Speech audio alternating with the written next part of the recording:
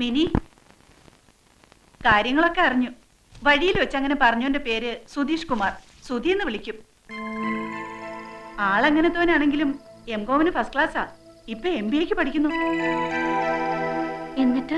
എന്നിട്ടെന്താ, ഈയൊച്ചായ സ്റ്റേഷനിലിട്ട് ശരിക്കങ്ങ് കൊടുത്തു. അതിനേക്കാൾ കൂടുതൽ വർക്കിയും കൊടുത്തു.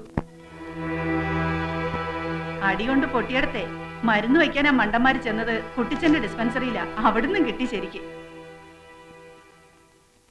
ഇനി അടുത്ത കാലത്ത് ആരും മിനിയെ ശല്യപ്പെടുത്താൻ വരില്ല, അത് ഉറപ്പാ.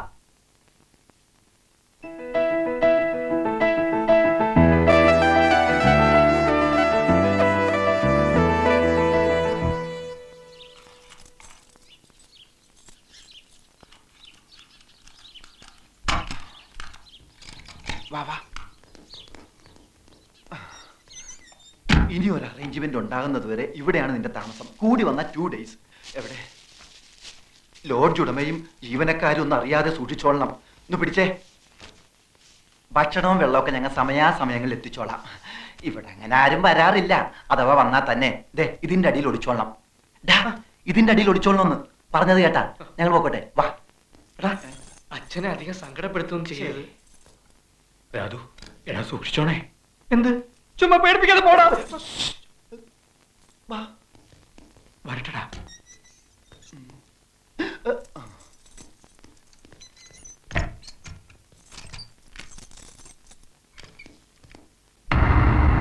എന്തൊക്കെയാണോ താനീ കാണിച്ചു വെച്ചിരിക്കുന്നത്?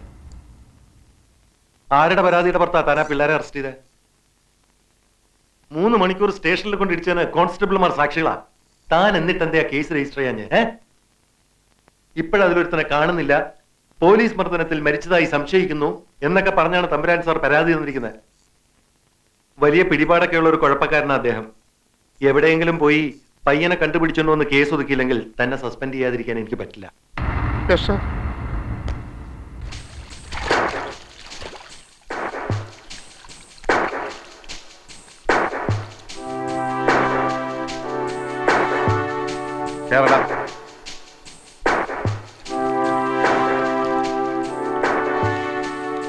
എവിടെയാണോ നിന്റെ കൂട്ടുകാരൻ രാധാമാധവൻ?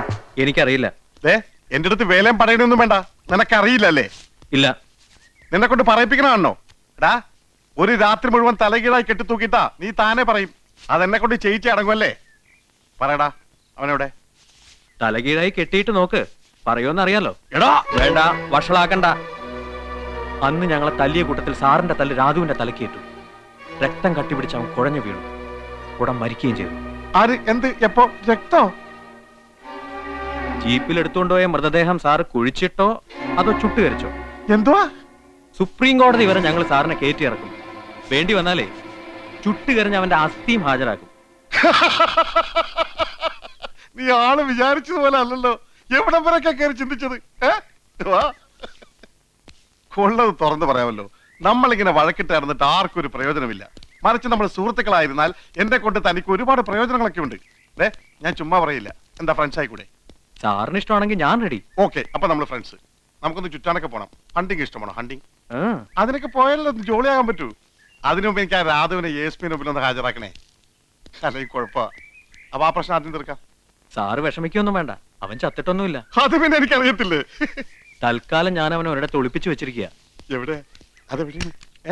അത് എവിടെയാണെന്ന് സാറിന്റെ അപ്പാപ്പൻ വന്ന് ചോദിച്ചാ ഞാൻ പറയില്ല. പിന്നെയല്ലേ സാറ്.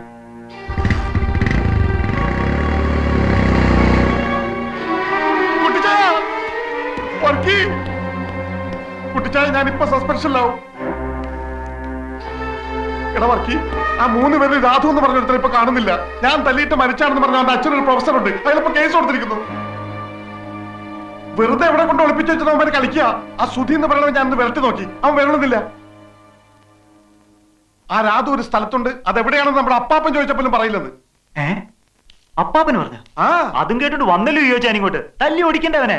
മറ്റവരെ കാണാത്ത ടെൻഷൻ വേറെ. അതിനൊക്കെ ഇവരെ തല്ലാൻ പോണ. വേണ്ട, ഈയോച്ചാൻ തല്ലണ്ട, ഞാൻ കൊടുത്തോളാം. കൊടുക്കലവർക്ക് ഇങ്ങനെയുള്ളവർക്ക് എന്താ ഈ നാട്ടില്? എടാ ചുമ്മാ അബദ്ധമൊന്നും കാണിക്കല്ലേ. മറ്റവനെ കാണാഞ്ഞിട്ട് ഞാൻ ആയി കുഴഞ്ഞിരിക്കുകയാണ്. ഇനി ഇവനെ കൂടെ കണ്ടില്ലെങ്കിൽ സർവത്ര കുഴപ്പമാവും. ഒരു കുഴപ്പമില്ല. ഈയോച്ചാന് പേടിയാണല്ലേ, സകലം ഞാൻ ഏറ്റോളാം. ഇപ്പൊ അവൻ അപ്പാപ്പന് പറഞ്ഞിരിക്കുന്നു. അവനെ ജോലി പോകണ അങ്ങ് പോട്ടേന്ന്. കുട്ടിച്ചായ ഒന്ന് പറ. നിക്കണവർക്ക് അവന്മാർ അവനെ പുറത്തു കൊണ്ടുവരുമെന്ന് നോക്കാം. പുറത്തു കൊണ്ടുവരാതെ ഈയോയുടെ ജോലിക്ക് എന്തെങ്കിലും പറ്റിയാൽ നീ അവരുടെ കയ്യും കാലും തല്ലി ഒടിക്കാനൊന്നും നിൽക്കണ്ട. അങ്ങ് തട്ടിയേര്. ബാക്കി കാര്യം ഞാൻ ഏറ്റടാ. അതിന് നിനക്കെന്താ എത്ര ടെൻഷൻ? ടെൻഷന്റെ അല്ല, ഇതൊക്കെ തുടങ്ങി വെച്ചത് നമ്മളല്ലേന്നൊരു കുറ്റബോധം. എങ്ങനെ? നമ്മളല്ലേ പോയി അടുത്തിരുന്ന് വർത്താനം പറയാനൊക്കെ പറഞ്ഞത്? അവര് തെറ്റൊന്നും ചെയ്തില്ലല്ലോ. ആഹാ, പെട്ടെന്ന് കയറി ഇങ്ങ് സ്നേഹിക്കുന്ന പെണ്ണാണെന്നൊക്കെ പറഞ്ഞതോ? ശരിയാ, ഞാൻ എപ്പോഴും ആലോചിക്കും എന്താ അങ്ങനെ പറഞ്ഞെന്ന്. വട്ടായിരിക്കും. എന്താടെ പേര്? സുധീഷ്. വിളിക്കുന്ന സുധീന്ന്. MCOMന് ഫസ്റ്റ് ക്ലാസ്സാ. ഇപ്പൊ MBAക്ക് പഠിക്കുന്നു. കൊള്ളാലോ. എന്തു കൊള്ളാം? ഇയോച്ചായന്റെ കാര്യം ഓർക്കുമ്പോ സങ്കടം തോന്നുന്നു. ദേടി, ദേ വരുന്നു. ആര്? അയ്യോ, ദേ ഇങ്ങോട്ട് തന്നെ. വാ, നമുക്ക് പോവാം. എന്തിനാ? എനിക്ക് പേടിയാ. ഇനിയും വല്ലതും. നമുക്ക് പോവാം. വാ ശ്യാമേ. ഇങ്ങനെ പേടിച്ചോടനെ നിന്നെ കിട്ടില്ല. നീ ഇവിടെ അങ്ങനെ നിക്ക്.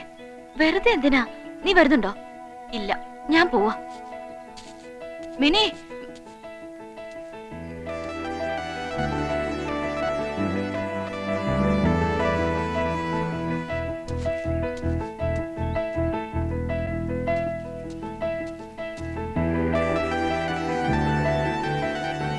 ഉപദ്രവിക്കാനും കൊല്ലാനും ഒന്നും വന്നതല്ല. ഒരു തെറ്റ് ചെയ്തു പോയി. അതിന് നേരിട്ട് വന്നൊന്ന് മാപ്പി ചോദിക്കണമെന്ന് കരുതി വന്നതാ.